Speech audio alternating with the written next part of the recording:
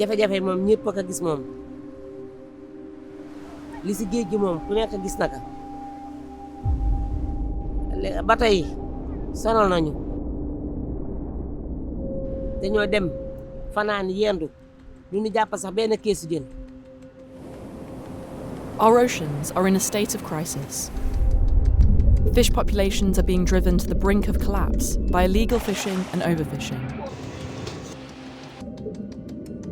As well as an ecological crisis, this is a critical human rights issue, with devastating consequences for coastal communities who depend on the ocean for food and income. Extreme working hours, low wages, human trafficking, and the use of forced labour are widespread on board industrial fishing vessels, many of which go unmonitored on the open ocean. These crimes are made possible by a lack of transparency in the fishing industry. The unavailability of open, accurate, and timely data about who is fishing where and how much means that those responsible can avoid accountability. If you don't have the right information at the right moment, unfortunately, you won't be able to do anything efficient. That's why transparency is critical when it comes to combating IUU fishing. The good news is that transparency in fisheries can be achieved today through simple and affordable measures that countries around the world can easily implement.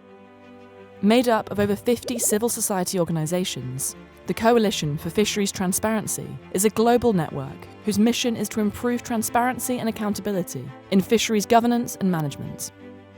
The Coalition works to determine key policy priorities at the national and regional levels.